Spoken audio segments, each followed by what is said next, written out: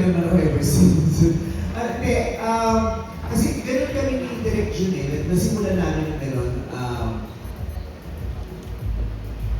Sa unang meeting pa lang, magkasama na kami. Pareho kami nag-iisip kung ano yung pareho kami kasama ng writers, ng team, kung ano mo rin ang concept, sa cast, kanya-kanya kami batuhan, sa title, kahit yung breadwinner, may chat group pa kami. So, butuhan yun.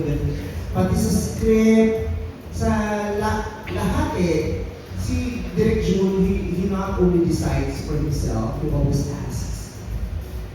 asks. And masarap sa pakiramdam na lagi niya ako tinatanong. Hindi niya ako ng opinion, hindi niya ako ng view. Hindi namin pinapabayaan ang isa't isa. Pag meron din akong pakiwali ko ay, Direk, paano pwede ganito? Malaya akong sabihin ko sa kanya yun. Hanggang sa pag-i-edit ng main pick, yung gano'n. Ito kasi, last year, binurigan nila ako, ayaw nilang ipanood sa akin ng main pick. Gusto nila, papapanood ko siya sa araw mismo ng December 25. Walang pa-preview. Walang gano'n. Gusto nilang biglain ako.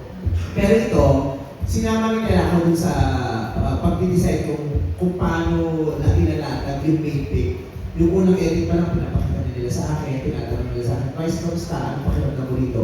Anong gusto mo? May gusto kong itagdag? May gusto kong tanggalin?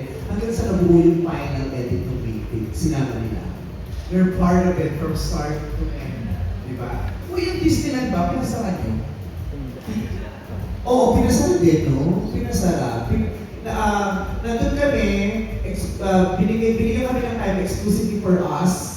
Tapos, isinabay kami sa nandun yung tao. Right. Tapos, binigyan ulit kami ng oras na para sa amin lang. Kasi hanggang sa nagsara siya, nandun kami. Ganda. Lucas, kamusta yung experience sa Disneyland? Ganda po. Ganda. Nakita mo sila Mickey Mouse? Opo, lahat ng characters. Ah, saya. Ilang days vacation sa Hong Kong? Parang, one whole day ako, pero sila, parang 2 days sila.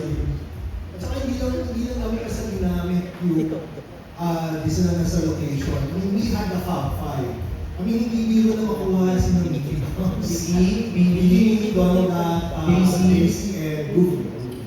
For you to be able to get past those superstars at bibigyan kayo ng certain number of time and to be able to get, paano nakikipagtrabaho talaga sa superstars. And I have to credit na si Percy had connections with Disney. Kasi yung connection sa Disney. Si Mickey talaga, at si Direk Percy.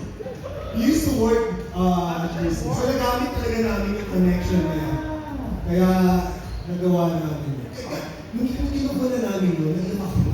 Yung sumasayaw sila kasama sila. Alam namin, Disney ba yan? Hindi. In-achieve talaga. May oras na binigay sa akin, we have to shoot that in 15 minutes. Nagawa naman namin. Pati yung fireworks, binigyan na kami ng magandang pwesto para ma-shoot namin yung fireworks dun sa gabi.